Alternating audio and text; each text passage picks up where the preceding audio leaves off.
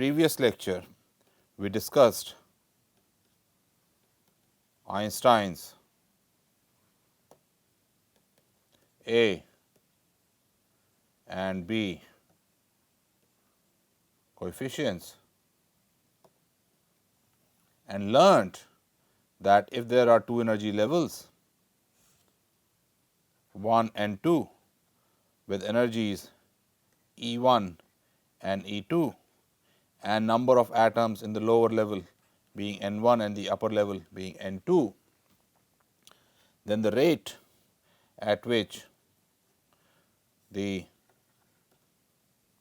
atoms come down to lower level is equal to minus A 21 plus B 21 u nu at that temperature N2 plus B 12 u nu T N1 and dN1 over dt is equal to minus dN2 by dt, because the total number of atoms remains the same.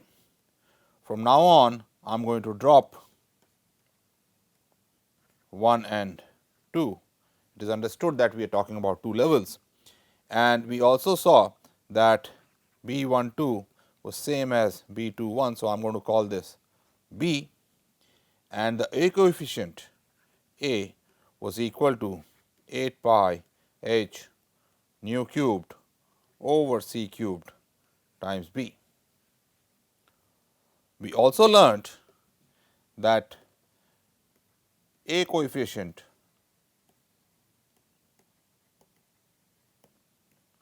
is related to the lifetime of the upper level. That means, on an average, this is how long the lifetime is, this is how long the atom is going to remain in the upper level, and this arose from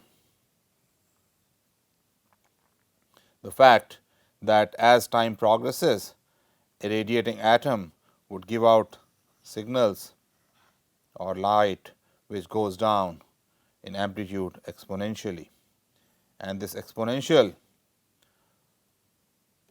is like e raised to minus a t. So, it decreases by a factor of e in time 1 over a, and this is what we call the lifetime. Tau is going to be 1 over a. This is how the two are related, and this also gives then, because it is a wave that has decaying amplitude, if I plot the intensity versus omega for this wave or versus nu this wave, it comes out to be peaked at certain frequency which is related to the wavelength given here lambda, but it also has other frequencies, and this width, full width at half maximum is a. So, a is also full width at half maximum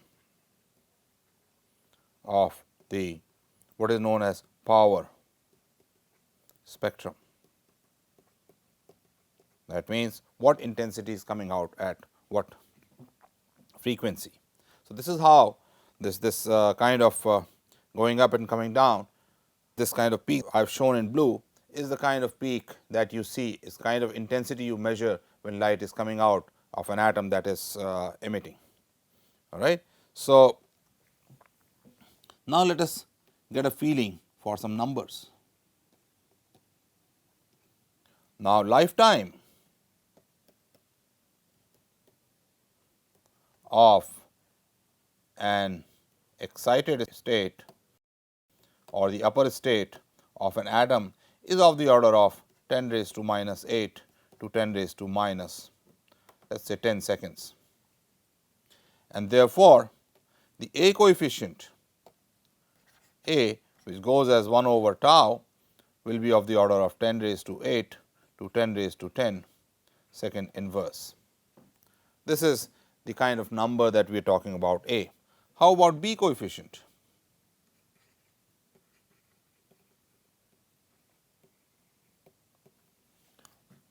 A is related to B as 8 pi h nu cubed over c cubed times B. So, B is A c cubed over nu cubed 8 pi h of the order of 10 raised to 8 to 10 raised to 10. So, let us take it 10 raised to 9. C cubed over nu cubed is lambda cubed divided by 8 pi is of the order of 25 times h is of the order of 10 raised to minus 34. This is equal to 10 raised to 9. Lambda is 500 nanometers. So, that is 5 cubed. Nano is 10 raised to minus 9 meters. So, 10 raised to minus 27 times 10 raised to 6, that is 500 cubed divided by 25 times 10 raised to minus 34. So, we are talking about of the order of let us say this cancels roughly, this cancels and you get 10 raised to 7, 10 raised to 7 plus 6, 10 raised to 13. So, 10 raised to 22, whatever units. I will let you work out these units and give this as an assignment problem. Just keep in mind in working out these units that units of A are T inverse and that is same as B u nu T. So, that is the kind of orders we are talking about. Now, this gives rise to the existence of stimulated emission, gives rise to possibility of amplifying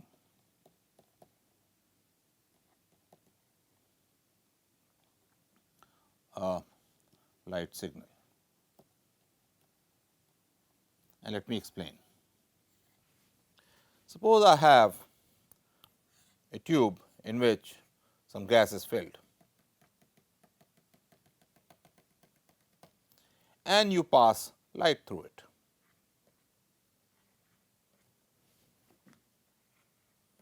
What would happen is this light will get absorbed and what comes out will be light of lower intensity. And why does that happen? That happens because there are atoms in the upper state N2, there are atoms in the lower state N1 and the frequency light gets absorbed.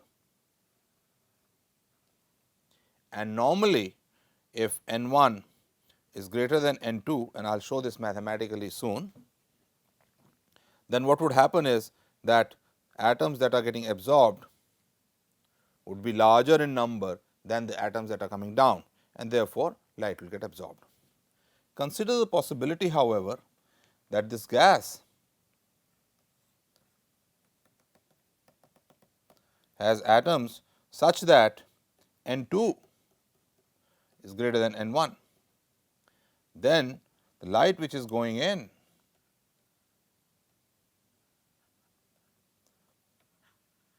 will get amplified, more light will come out. That is because now more atoms will be coming down and giving out radiation than those which are absorbing light, and so therefore, light gets amplified. Let us now see this relationship between N1 and N2 and light getting amplified or diminished mathematically. So, for this what I will consider is, let us take this tube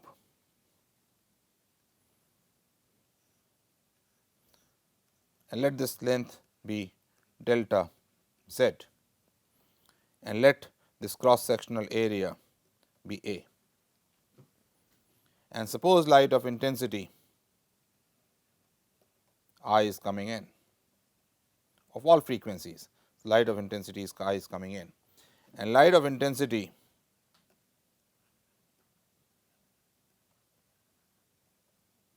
I plus delta I. I am taking it to be positive, so that mathematics works out in a more convenient way. Light of I plus delta I goes out. And why does that happen? That happens because there are atoms that will be giving out light, and there are atoms that will be absorbing light, and the difference of the emission and absorption gives this light. So, I am taking this tube of length delta z, cross sectional area A, and light of intensity I is coming in, and light of intensity I plus delta I goes out.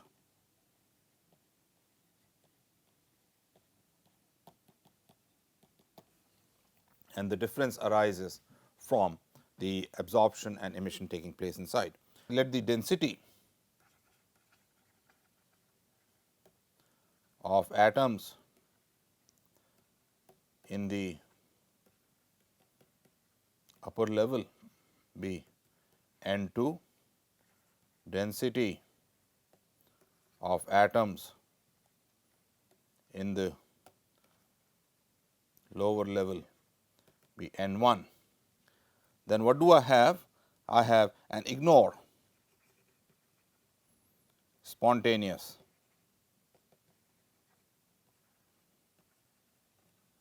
emission. And when can I do that? I am assuming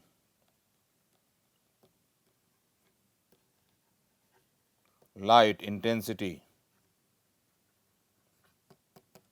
is strong enough so that stimulated emission and absorption, of course, is there, dominate. So, from the energy balance equation, I am going to have E going out is going to be equal to E coming in plus whatever has been absorbed, whatever has been given by the atoms, energy given by atoms. Energy which is going out can be written as the intensity, which is energy per unit area per unit time, and this is all this is per unit time. So, per unit time energy going out is going to be E intensity I plus delta I going across the area A is going to be equal to I A plus the number of atoms which are coming from upper to lower level is going to be N2 times the volume A delta Z, that is the total number of atoms that are in the upper level, and the rate of emission is U nu T, and each one, every time an atom makes a transition from upper to lower level, it gives out energy H nu, minus the number of atoms that are making transitions from lower to upper level, and that is going to be N1 A delta Z B U nu T H nu from the balance equation that I wrote at the beginning of this lecture. And therefore, what I get, and I will write this in the next page, is that delta I times A, that is all taking place per unit time, is equal to B N2 minus N1 U nu T H nu times A delta Z. I have collected all the terms, and therefore, delta I over delta Z is equal to, the A cancels, this is equal to N2 minus N1 B H nu U nu T.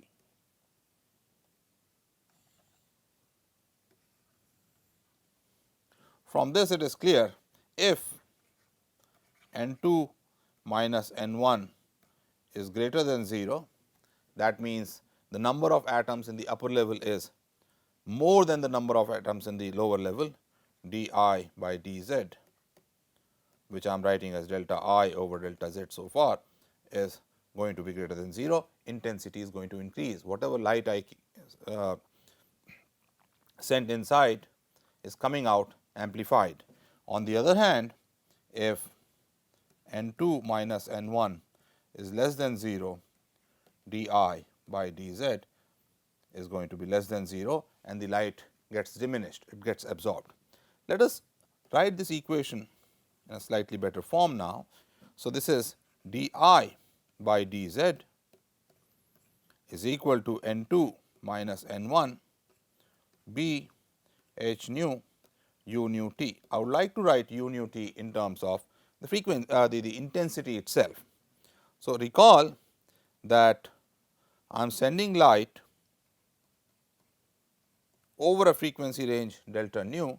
So, this is the total energy contained, and this is like a plane wave. So, this times c is the intensity, and therefore, I can write this implies that u nu t is I over c delta nu. I am going to substitute that in the equation, and I get d I over d z is equal to n2 minus n1 b h nu over c delta nu times I. You can easily show that this has dimensions of length square or area dimensions. So, I am going to now define something called the cross section, and this is transition cross section, if you like, which is going to be b h nu over c delta nu, and therefore, write the equation in the form that d I over d z when the light travels over length in a medium is going to change as n2 minus n1 times sigma I. Let me again make a picture. What we are considering now, I can make a general statement that a container in which there are these gas atoms with n2 being the upper level and n1 being in the lower level, and I am sending light of frequency close to the transition frequency with intensity I. As it travels, it satisfies the equation d I by d z equals n2 minus n1 sigma I. So, if n2 is greater than n1, that is the density of atoms in the upper level is larger than the density of atoms in the lower level, intensity is going to increase as light travels and it gets amplified. Let us now estimate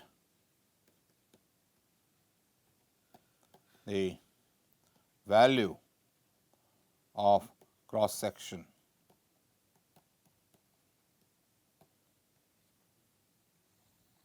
sigma, and for this I have just defined sigma, which is b h nu over c delta nu, which I can write as b h over c over nu delta nu of the order of b h over lambda delta nu.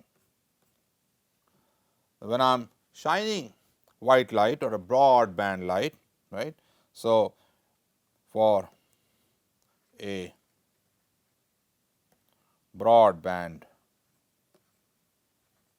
light, I can take delta nu of the same order of as nu, and therefore, I can write sigma as equal to b h over c.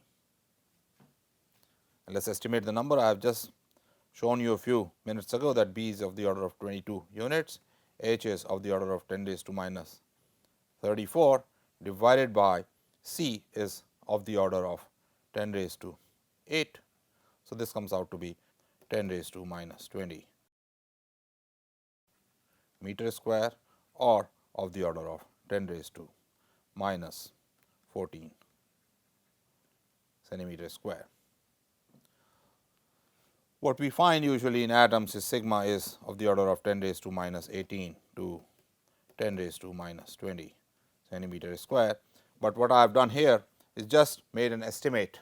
So, what you are going to have is that d I by dt is going to be of the order of 10 n 2 minus n 1 times 10 raised to minus, let us say, 18 I. So, n 2 minus n 1 has to be really large if you want to have any significant change on the intensity.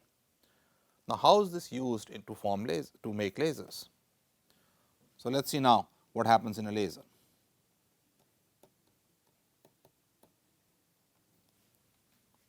What one does in a laser is puts two mirrors. So, these are mirrors,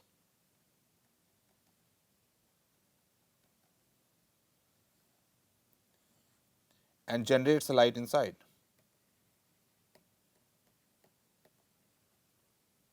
And this light goes back and forth.